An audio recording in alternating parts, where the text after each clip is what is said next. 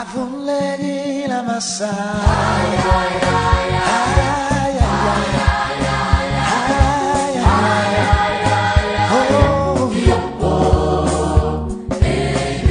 C'est Tu dois comprendre qui commence sur Solution TV et sur Radio Solution. Nous continuons avec la même thématique, la loi de la semence et de la moisson. Galates chapitre 6, verset 7.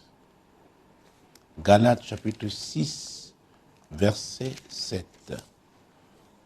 Ne vous y trompez pas. On ne se moque pas de Dieu. Ce qu'un homme aura semé, il le moissonnera aussi.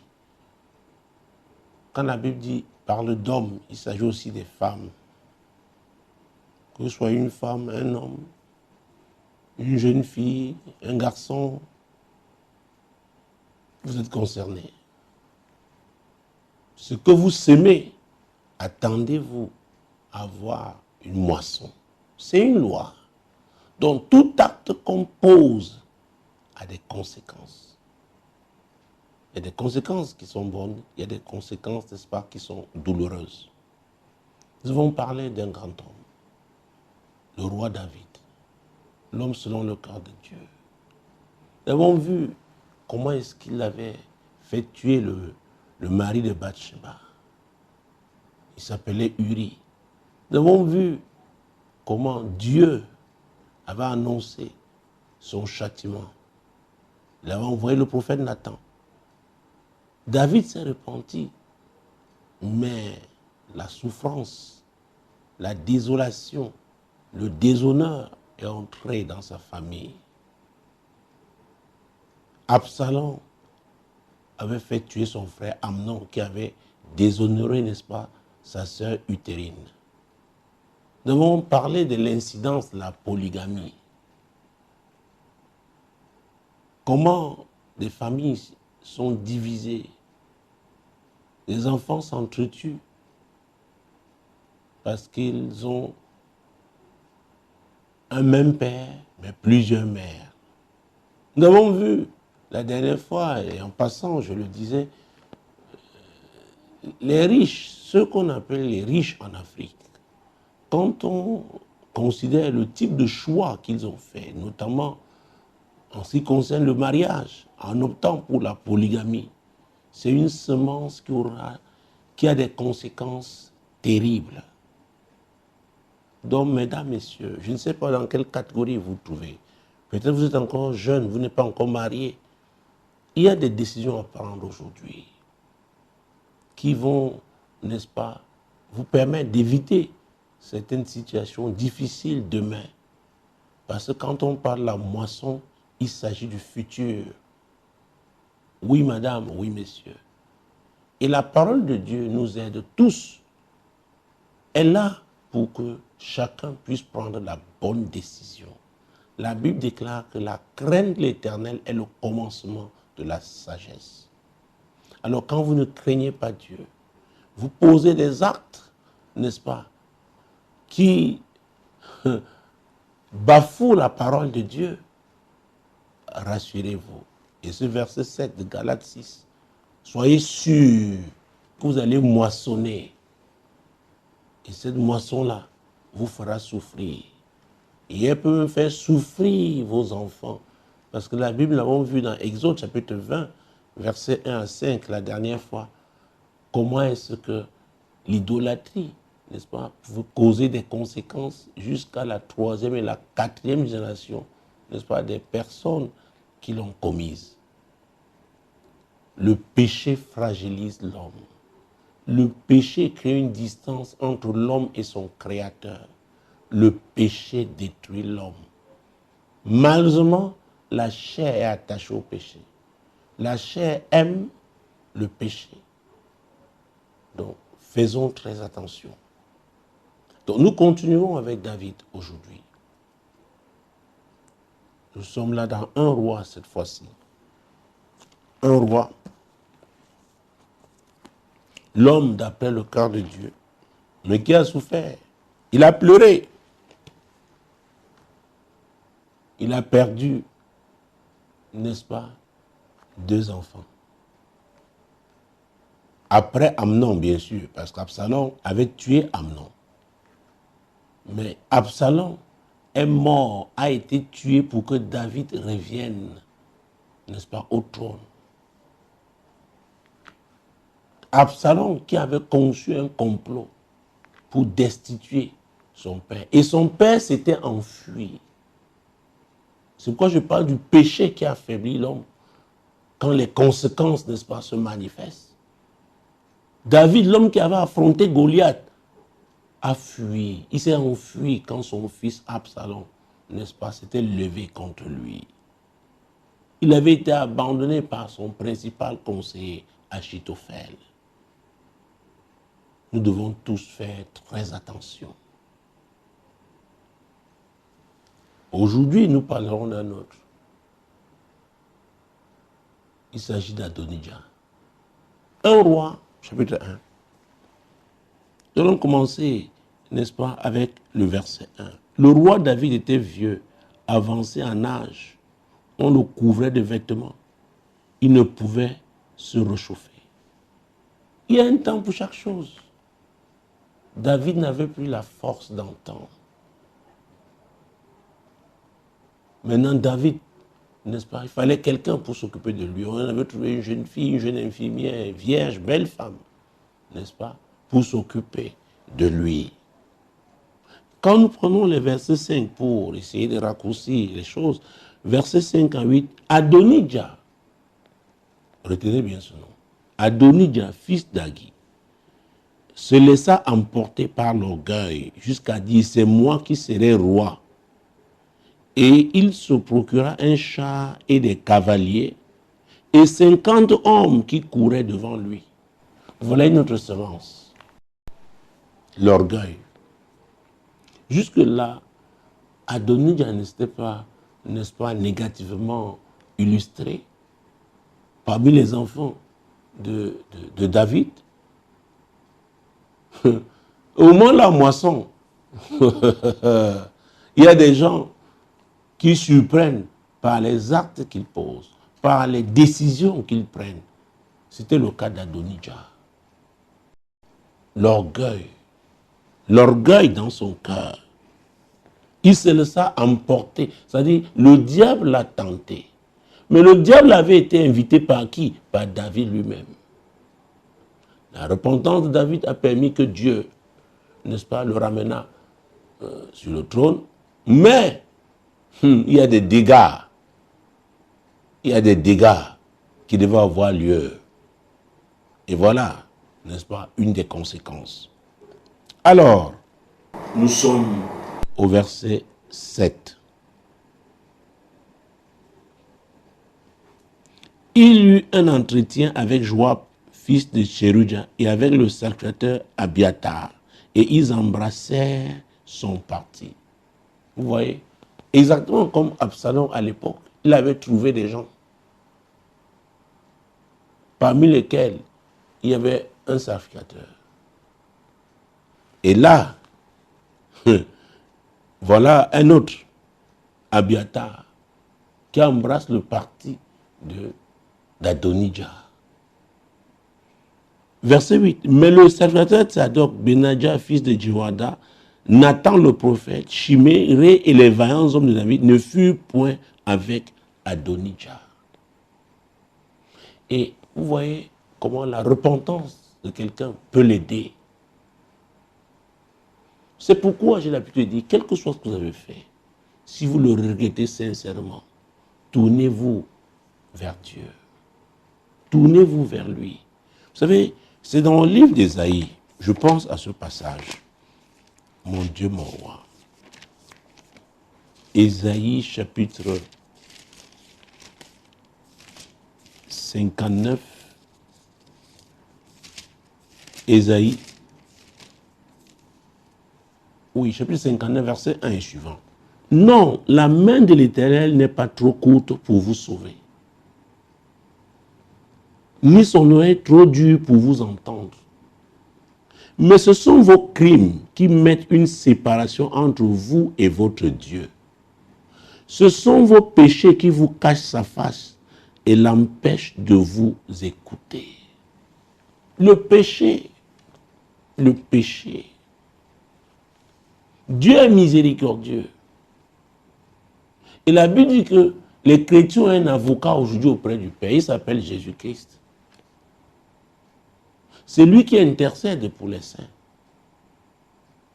Alors, chacun de nous peut avoir commis à un moment ou à un autre un type de péché. Avoir ouvert les portes au diable dans sa propre vie, dans sa famille, n'est-ce pas, dans ses affaires. Il est important qu'il sache ce qu'il doit faire. Mais personne ne doit vous forcer. Ça doit venir de votre cœur. Parce que la Bible déclare que tout ce qui n'est pas conviction est péché. C'est très important. C'est pourquoi, bien que la grâce soit disponible, votre cœur, vous devez être vrai. Vous devez véritablement vous humilier devant Dieu. Ce n'est pas une formalité. Vous ne le faites pas pour faire plaisir à quelqu'un. C'est pour vous-même, c'est pour votre salut. Donc, quand on parle de semence, l'orgueil là, d'Adonijah, n'est-ce pas, s'est manifesté dans un contexte, en une saison précise. Il a pensé que c'est lui, maintenant, que c'était son tour. Mais mesdames, messieurs, la Bible déclare que l'élévation ne vient ni de l'Orient ni de l'Occident. Nous allons lire ce passage, c'est dans le livre de Somme 75. C'est très important, c'est Dieu qui élève. C'est Dieu qui élève. Donc tout ce qu'on fait par la chair, tout ce qu'on fait en utilisant les méthodes du monde, les méthodes diaboliques, ce sont des semences qui produisent de mauvaises moissons. Oui. Alors j'ai pensé à ces deux versets d'Ésaïe 59. Ce n'était pas prévu, mais c'est important. Donc Dieu est miséricordieux, Dieu veut vous aider, mais ça dépend de vous.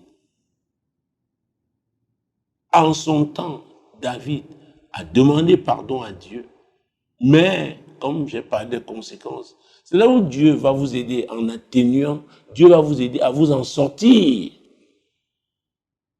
Mais la loi de Dieu ne saurait changer. Ah oui. Donc la grâce n'est pas une autorisation à aller pécher, continuer de vivre dans le péché, comme certains le pensent. Donc, ce n'est pas un laisser-aller. Dieu a des principes. Revenons donc à Adonijah, versets 9 et 10, et là nous étions dans 1 Roi chapitre 1. 1 Roi chapitre 1, versets 9 et 10 cette fois-ci. Adonijah tua des brebis, des bœufs et des veaux gras près de la pierre de Zoloïtel, qui est à côté d'En-Rogel. Et il invita tous ses frères, fils du roi, et tous les hommes de Juda au service du roi. Vous voyez ça? Verset 10. Mais il n'invita point Nathan le prophète, ni Benadja, ni les vaillants hommes, ni Salomon son frère. Alors, quand des gens sont malhonnêtes, quand les gens ont choisi le mensonge, ont choisi le faux, la corruption, l'injustice,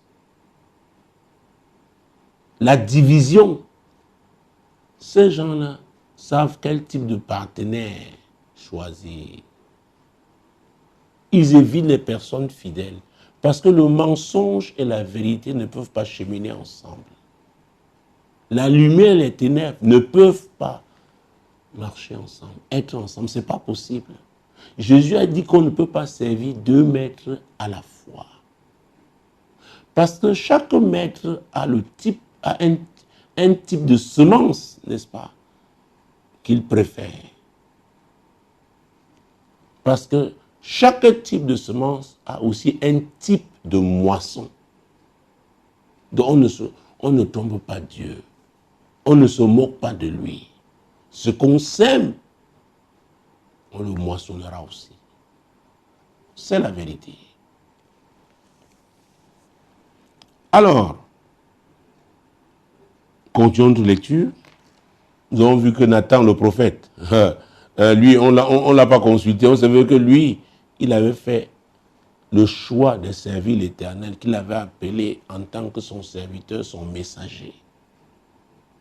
Et c'est à lui-même que David avait confié Salomon à sa naissance. C'était un homme intègre. Vous savez, j'ai fait une série d'enseignements sur l'intégrité. Vous pourrez retrouver ces CD ici. C'est ce qui nous manque le plus, surtout nous les Africains. La notion d'intégrité, même à l'église, elle fait cruellement défaut. Les gens ne sont pas loyaux. Les gens retournent leur veste en fonction des situations. Il y a un type d'opportuniste, n'est-ce pas?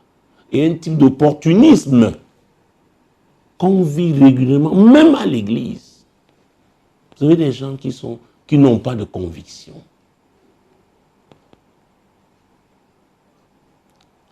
Donc les gens qui n'ont pas de conviction, leurs semences peuvent changer en fonction des situations.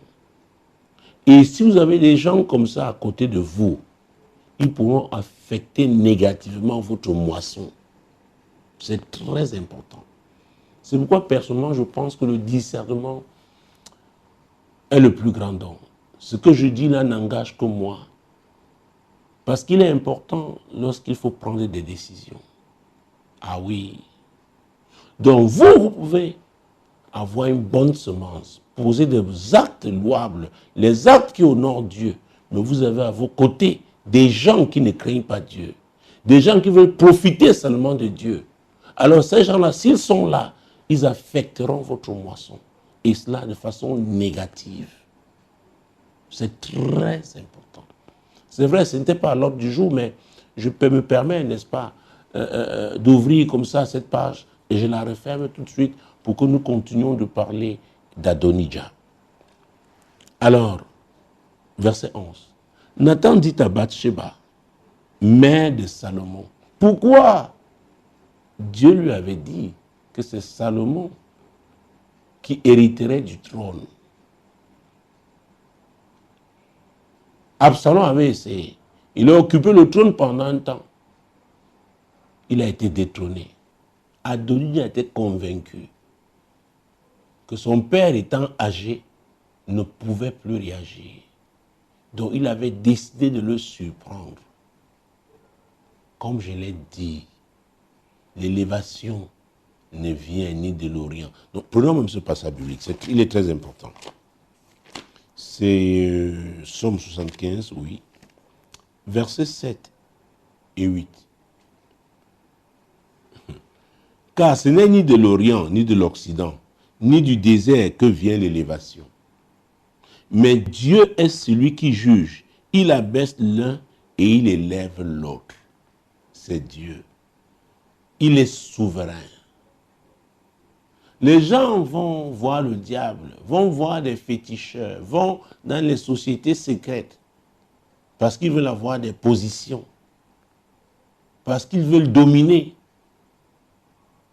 C'est bien d'aller vers ce genre-là. Ils peuvent vous aider pendant un temps, mais croyez-moi, vous ne saurez tenir en comptant sur le diable. C'est Dieu qui établit. C'est Dieu qui établit. Et il faut savoir laisser Dieu faire. Parce que quand il agit parfaitement.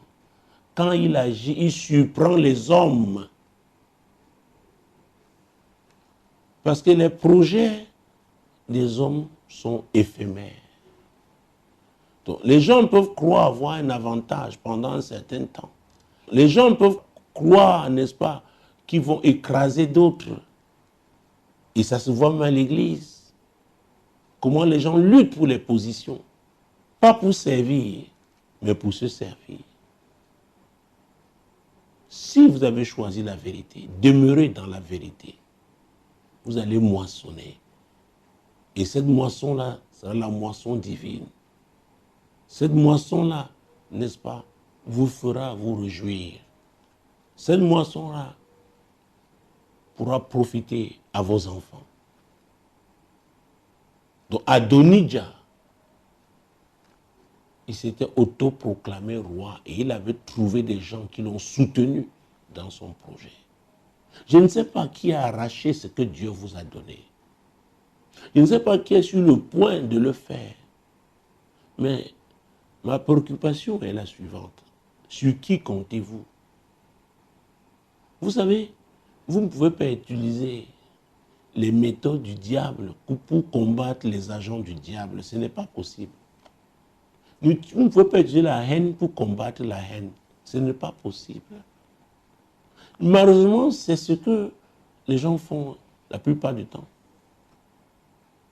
Ils combattent les agents du diable avec les méthodes du diable. Ça ne marche pas comme ça. C'est pourquoi cette émission s'appelle « Tu dois comprendre ». Les autres ont leur semence diabolique, mais vous optez pour la semence divine. Vous moissonnerez au temps marqué par Dieu. C'est très important. Ne soyez pas pressés. Laissez Dieu faire. Il est bon, il est amour. Il fait toutes choses parfaitement. Oui, il y a un passage qui me vient à l'esprit. Je pense qu'il est même approprié, n'est-ce pas, quand on parle de justice, notamment par rapport à ce thème, la loi, la semence et la moisson, c'est Proverbe chapitre 11. Proverbe chapitre 11. Prenons même tout le verset 18. Le méchant fait un gain trompeur. Ah! Le méchant fait un gain trompeur. C'est-à-dire, il y a la semence du méchant qui produit aussi une moisson. Mais cette moisson-là est éphémère. Oh, j'ai failli laisser cette partie A.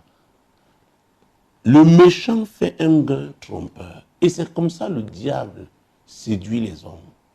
Il les pousse au mal, à demeurer dans le mal, à s'enfoncer dans le mal. Et pendant ce temps, ils ont des gains. Mais la Bible qualifie ces gains de trompeur parce que le fondement n'est pas divin, donc ça ne pourra pas tenir. Ces hommes-là ne pourront pas laisser un bon héritage à leurs enfants, à leur famille. Le méchant fait un gain trompeur, mais celui qui sème la justice a un salaire véritable. Un salaire véritable. Une récompense qui vient de Dieu. Une moisson divine qui est solide, que l'ennemi ne peut pas détruire. Une moisson qui fera vivre, n'est-ce pas, la postérité de la personne, à condition bien sûr qu'elle suive, n'est-ce pas, sa voie. C'est pourquoi j'ai pensé à ce passage. Mais celui qui sème la justice a un salaire véritable. Alors vous devez savoir que pendant que vous sémez la justice, vous êtes victime d'injustice. Ah oui, on vous combattra. On vous humiliera. On vous méprisera. On vous frustrera. Mais quand vous comprenez la loi, la semence et la moisson, vous comprenez que personne ne peut changer les principes de Dieu. Il faut tout simplement persévérer. Et Jésus a dit que celui qui persévérera jusqu'à la fin sera sauvé. Donc, il aura un salaire véritable. Un salaire qui ne s'arrête pas dans ce monde éphémère. Un salaire qui concerne la vie éternelle. Oui, madame, oui, messieurs. C'est de cela qu'il s'agit. C'est de cela qu'il s'agit. Donc, Adonijah, en faisant ce choix, il n'avait pas fait un bon choix. Et dans le Psaume 11, verset 7, la Bible dit, « Car l'Éternel est juste, il aime la justice. » Donc la semence de justice est de Dieu. Il y aura donc la moisson de justice. Oui, il aime la justice. Et quand il poursuit, là, en disant, « Les hommes droits contemplent sa face. » Oh mon Dieu, les hommes droits finissent dans la gloire. ils laissent à leurs enfants un héritage glorieux. Sont ceux-là qui étaient habitués à rester dans la présence de Dieu. Parce qu'ils appliquent les principes de Dieu. Parce qu'ils ont choisi la vérité. Et Jésus avait dit, vous connaîtrez la vérité et la vérité vous affranchira. Mesdames, messieurs, nous sommes là pour la vérité. Le péché n'est pas la vérité. La désobéissance est la preuve même qu'on a tourné le dos à la vérité. L'injustice prouve qu'on a tourné le dos à la vérité. La vérité était que c'est Dieu qui avait choisi David. En tant qu'homme, il a péché. Il s'est repenti. Dieu lui a pardonné ses péchés. Mais il a subi les conséquences attachées à ce péché-là. Mais Dieu, dans sa fidélité, n'est-ce pas, lui a permis, n'est-ce pas, d'avoir une longue vie et a permis que le projet qu'il avait conçu pour David, à savoir que ce soit Salomon qui occupe le trône, Dieu a veillé à cela. Et c'est ce que nous allons voir dans la suite de notre lecture. Alors, voilà, Nathan donc, il s'était levé et nous lisons là le verset 11. Nathan le prophète. Alors Nathan dit à Bathsheba, mère de Salomon, n'as-tu pas appris qu'Adonijah, fils d'Agui, est devenu roi sans que notre Seigneur David le sache?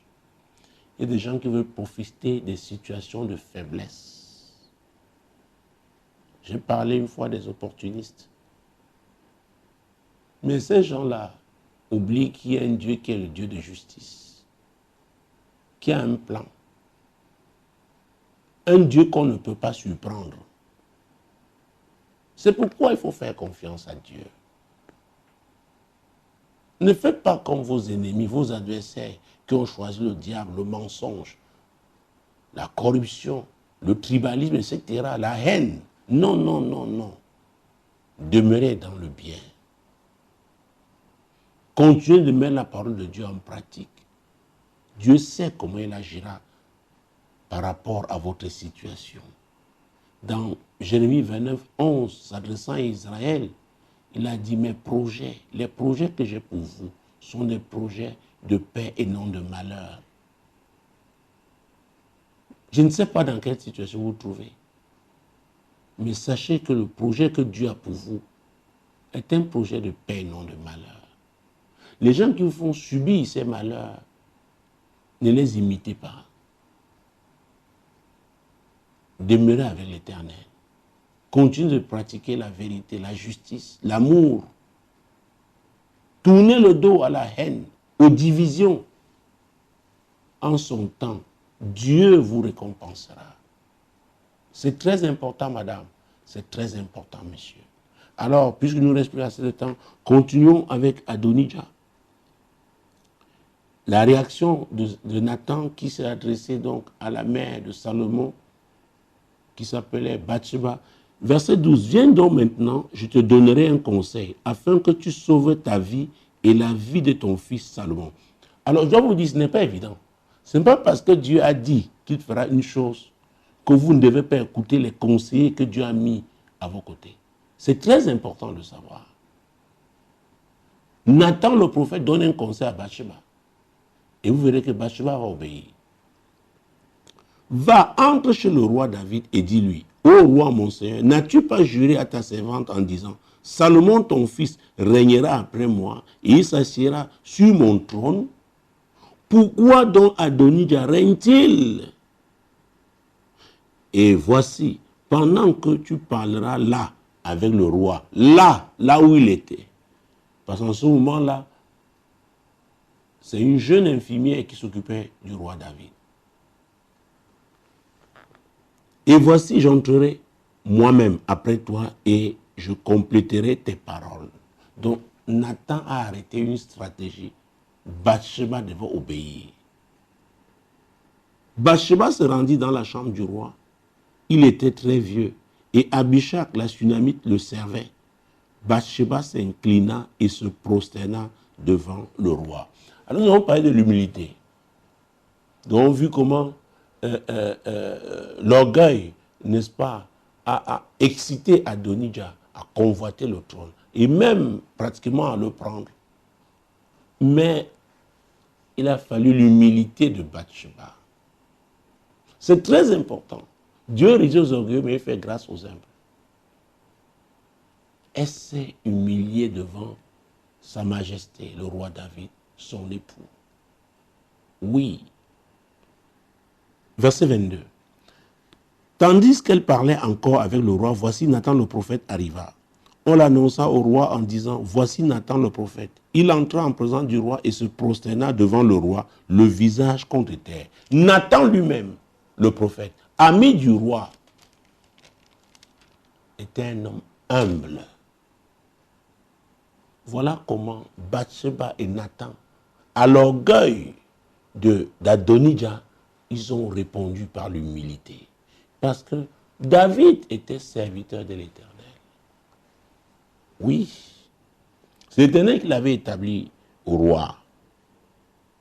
Donc quand on l'honore, c'est Dieu qu'on honore. Et rapidement, donc, qu'est-ce qui s'est passé? Oh Jésus. Et Nathan dit au roi, mon Seigneur, c'est donc toi qui as dit à Adonijah, régnera après moi et il s'assiera sur mon trône. Quelle a été la réaction de David? Le roi David, verset 28, répondit, appelez-moi Bathsheba. Elle entra et se présenta devant le roi. Et le roi jura et dit, l'Éternel qui m'a délivré de toutes les détresses est vivant. Ainsi que je te l'ai juré par l'Éternel, le Dieu d'Israël, en disant, Salomon ton fils régnera après moi, et il s'assiera sur mon trône à ma place. Ainsi ferai-je aujourd'hui, pas demain. Vous savez, c'était la volonté de Dieu. Ce n'était pas la volonté de David. Ce n'est pas David qui avait décidé que c'est Salomon qui régnera à sa place. C'est Dieu qui avait décidé. Il avait dit à Nathan, le prophète, l'avait dit à David. Et David, donc, a bien fini ses jours. La Bible déclare dans Ecclésiaste 7, verset 8, à sa partie A, mieux vaut la fin d'une chose que son commencement. Mesdames, messieurs, vous pouvez avoir péché comme David, peut-être même plus que David, mais il est possible de vous repentir pour bien finir votre séjour sur cette terre. Et c'est pour cela que Jésus est venu. Car Dieu a tant aimé le monde qu'il a donné son Fils unique. Il s'agit de qui? Jésus-Christ. Afin quiconque croit en lui ne périsse point, mais ait la vie éternelle. Mesdames, messieurs, si vous regrettez vos péchés et que vous demandez pardon au Seigneur, vous invitez Jésus dans votre vie et que vous décidez de le suivre aujourd'hui, croyez-moi, le sang de Jésus va vous laver et ce sera un nouveau départ. Et vous finirez votre vie, n'est-ce pas, de façon paisible, parce que Dieu est amour. Il est amour. Il est amour. Demeurez bénis en regardant Solution TV, la solution chez vous, et en écoutant Radio Solution, la voix du royaume. Shalom.